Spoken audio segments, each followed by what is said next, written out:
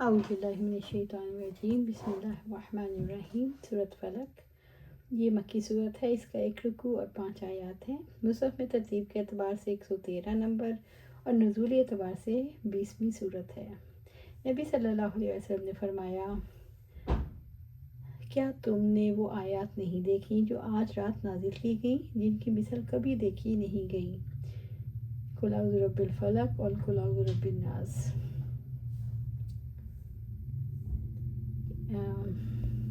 ابی بن کعب رضی اللہ تعالیٰ عنہ سے معوذتین کے بارے میں پوچھا تو انہوں نے بیان کیا، یہ مسئلہ میں نے بھی آپ صلی اللہ علیہ وسلم سے پوچھا تھا، تو نبی صلی اللہ علیہ وسلم نے فرمایا، مجھے جبریل کی زبانی کہا گیا کہ یوں کہہ کہ قل اعوذ برب الفلق۔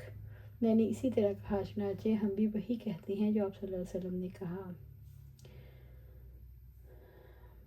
عقبہ بن عامر رضی اللہ تعالیٰ عنہ سے روایت ہے کہ آپ صلی اللہ علیہ وآلہ وسلم نے مجھے ہر نماز کے بعد معوذتین پڑھنے کا حکم دیا۔ بسم اللہ الرحمن الرحیم۔ قل اعوذ برب الفلق آیہ 1۔ آپ کہہ دیجئے کہ میں صبح کے رب کی پناہ میں آتا ہوں، یعنی میں اپنا بچاؤ ڈھونڈتا ہوں، میں پناہ تلاش کرتا ہوں۔ اعوذ برب الفلق، صبح کے رب کی، یعنی اس رب کی جو صبح کو نکالتا ہے، جو دانے اور گٹلی کو پھاڑتا ہے۔ اللہ تعالیٰ نے نبی صلی اللہ علیہ وسلم کو حکم دیا، تمام مخلوقات کے شر سے ساری مخلوقات کے رب کی پناہ میں آ جاؤ۔ صبح ہوتی ہے تو اللہ تعالیٰ رات کے اندھیرے کو ختم کر کے دن کی روشنی لاتے ہیں۔ اس سے دراصل یہ شعور دینا مطلوب ہے کہ جو رب دن کی روشنی لا سکتا ہے، وہ اسی طرح خوف اور دہشت کو دور کر سکتا ہے، وہ پناہ مانگنے والے کو امن دے سکتا ہے۔ جس طرح رات کو انسان صبح کی روشنی کا منتظر ہوتا ہے، ایسے ہی اللہ تعالیٰ نے شعور دلایا کہ وہ شخص جس پر مصائب کی رات چھائی ہوئی ہو، وہ کامیابی کی صبح روشن کا امیدوار رہے اور اللہ کی پناہ طلب کرے، من شر ما خلق، اس کے شر سے جو اس نے پیدا کی۔ آیہ 2۔ دنیا میں شیطان اور آخرت میں جہنم، یعنی یہ اللہ تعالیٰ کی تمام مخلوق، انسان، جنات اور حیوانات سب کو شامل ہے۔ بس ان تمام مخلوقات کے اندر جو موجود جو شر ہے، ان کو پیدا کرنے والی کی پناہ مانگی جاتی ہے۔ پھر اللہ نے عام چیزوں کا ذکر کرنے کے بعد خاص چیزوں کا ذکر کیا۔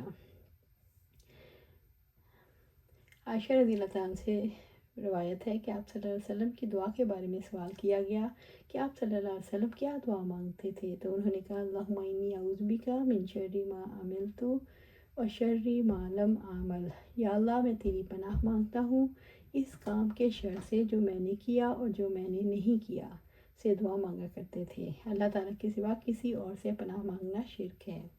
وَمِن شَرِّ غَاسِقٍ إِذَا وَقَبَ، آیہ 3، اور تاریکی کے شر سے جب کہ وہ چھا جائے۔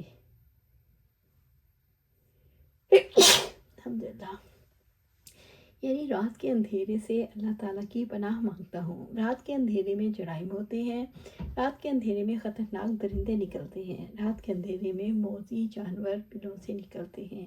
وَمِن شَرِّ النَّفَّاثَاتِ فِی العقد، اور گروں میں پھونک مارنے والیوں کے شر سے۔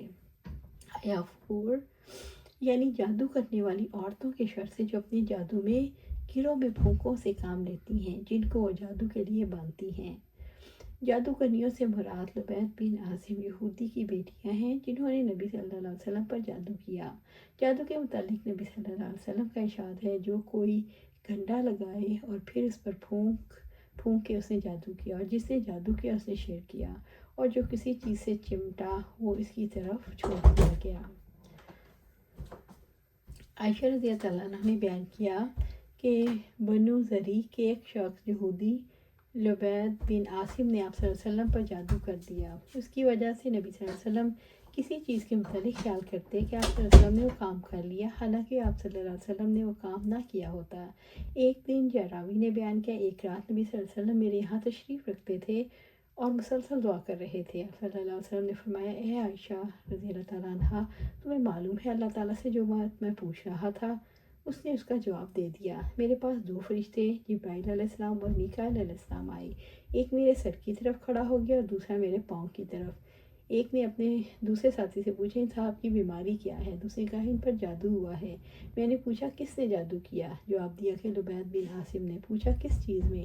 جواب دیا کنگھے اور سر کے بال میں جو نر کھجور کے خوشے میں رکھے ہوئے ہیں۔ سوال کیا وہ جادو ہے کہاں؟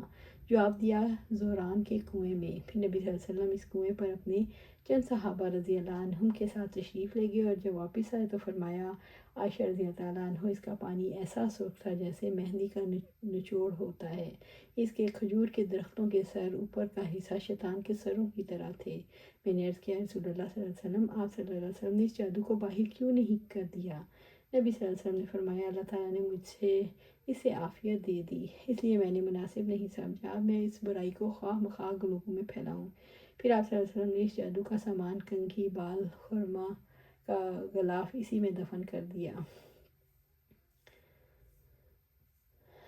نفاسات مؤنث کا صیغہ ہے، گروہوں میں پھونکنے والی نفس مراد ہیں، اسے مراد جادو کا عمل کرنے والے مرد اور عورتیں دونوں مراد ہیں۔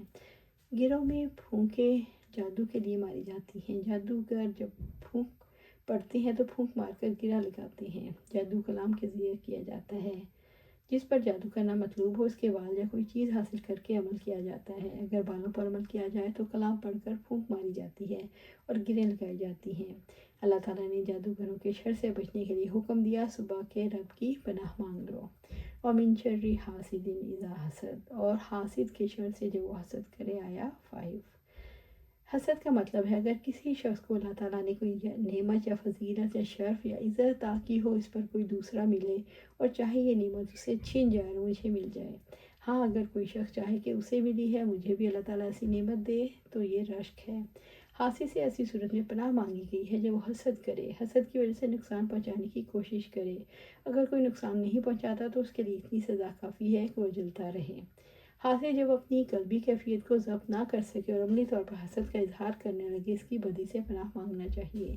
اگر ایک شخص کے دل میں بے اختیار حسد پیدا ہو مگر وہ اپنے نفس کو قابو میں رکھ کر محسوس کے ساتھ کوئی ایسا برتاؤ نہ کرے، وہ اسی سے خارج ہے۔ نیز یاد رکھنا چاہیے حسد کے معنی یہ ہیں دوسرے سے اللہ تعالیٰ کی دی ہوئی نعمت کے زوال کا متمنی ہونا، باقی یہ آرزو کرنا کہ مجھے بھی ایسی نعمت یا اس سے زائد عطا ہو جو فلاں کو عطا ہوئی ہے، حسد میں داخل نہیں، اس کو غبطہ کہتے ہیں۔ بخاری کی حدیث میں ہے لفظ حسد سے یہی غبطہ مراد ہے۔ نبی صلی اللہ علیہ وسلم نے فرمایا آپس میں ایک دوسرے سے حسد نہ کرو۔